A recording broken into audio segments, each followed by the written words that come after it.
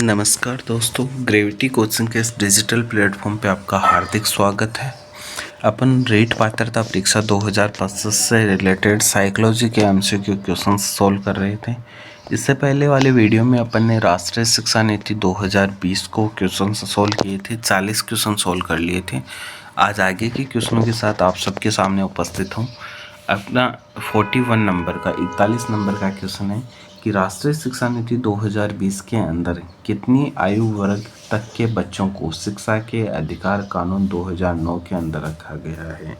तो 2009 में तो था 6 से 14 साल तक का, और जो नई शिक्षा नीति है 2020 उसमें कितना कर दिया गया, इसको 3 साल से लेकर 18 साल तक का कर दिया गया है। अगला क्वेश्चन देखो, 42 नंबर का क्वेश्चन है अपने पास कि एनईपी 2020 की आकांक्षा है कि सभी बच्चे बुनियादी गणित और संख्यात्मक कौशल के साथ सीखें। क्या आकांक्षा है?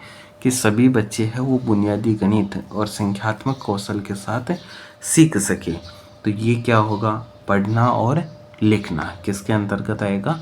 पढ़ना और लिखने के अंतर्गत। अगला क्वेश्चन देखो, 43 नंबर का क्वेश्चन है अपने पास। सभी बच्चों के लिए बुनियादी साक्षरता और संख्यात्मक कौशल प्राप्त करना त्वरित राष्ट्रीय होना चाहिए। भाई ये क्या है कि सभी बच्चों के लिए बुनियादी शिक्षा, साक्षरता और संख्यात्मक विश्लेषण प्राप्त करना त्वरित राष्ट्रीय होना चाहिए। तो ये एक राष्ट्रीय शिक्षा नीति 2020 का मिशन है। तो इसका राइट आंसर हो जाएगा मिशन। अगला क्वेश्चन देखो, 44 नंबर का क्वेश्चन है कि मिशन मोड के अंतर्गत किस अवधि तक बुनियादी साक्षरता और संख्यात्मकता का लक्ष्य प्राप्त करना केंद्र और राज्य केंद्र शासित प्रदेशों की जिम्मेदारियां हैं। तो इसका राइट आंसर हो जाएगा 2025-2026। अगला क्वेश्चन देखिए, 45 नंबर का क्वेश्चन है। राष्ट्रीय शिक्षा नीति 2020 में प्रस्तावित बदलाव है। किस प्रकार का बदलाव प्रस्तावित किया गया है? तो ये बदलाव था मानकीकरण से लचीलापन। कौन सा बदलाव है? मानकीकरण से लचीलापन का बदलाव है। अगला क्वेश्चन देखिए, 46 नंबर का क्वेश्चन है कि राष्ट्रीय शिक्षा नीति 2020 के अनुसार मूल्यांकन का उद्देश्य क्या है? भाई मूल्यांकन का उद्देश्य क्या है? तो मूल्यांकन का उद्देश्य है बच्चों को सीखने की प्रक्रिया में मदद करना। भाई बच्चा किस प्रकार से सीख रहा है, उसकी प्रक्रिया में क्या करना है, उसको मदद करना है। अगला क्वेश्चन देखिए, 47 नंबर का क्वेश्चन है कि राष्ट्रीय शिक्षा नीति 2020 किस पर जोर देती है? किस पर जोर दे रखी है? तो इसका राइट आंसर है पाठ्यचर्या का लचीलापन। भाई पाठ्यचर्या कैसी होनी चाहिए? उसकी लचीली होनी चाहिए। अगला क्वेश्चन अपने पास, राष्ट्रीय शिक्षा नीति 2020 के अनुसार विद्यार्थियों का रिपोर्ट कार्ड जो अभिभावकों को दिया जाता है कैसा होता है?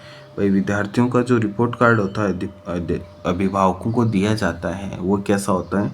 विद्यार्थी की प्रगति और विशिष्टता को प्रतिबिंब करने वाला। कैसा होगा? विद्यार्थी की प्रगति और विशिष्टता को प्रतिबिंब करने वाला। अगला क्वेश्चन देखिए, 49 नंबर का क्वेश्चन है।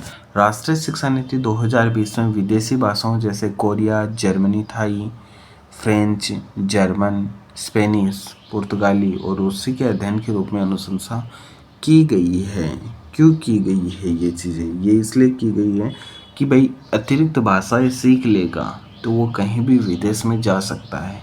तो इसका क्यों अध्ययन किसके लिए किया गया है? अतिरिक्त भाषा के रूप में अनुशंसा की गई है। जेंडर इन्फ्लूजन फंड संबंधित है। जेंडर इन्फ्लूजन फंड किससे संबंधित है? तो ये अपनी जो नई शिक्षा नीति है एनईपी 2020 उससे संबंधित एक फंड है। अगला क्वेश्चन देखो, 51 नंबर का क्वेश्चन है कि किस भाषा समूह के लिए एनईपी 2020 में बहुभाषावाद को बढ़ावा देने हेतु राष्ट्रीय संस्थान या भारतीय अनुवाद और व्याख्या संस्थान की स्थापना की गई है?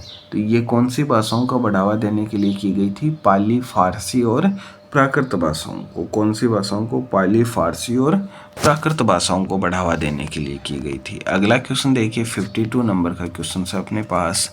एनईपी 2020 में SEDG 4.1 के लिए स्वीकृत है।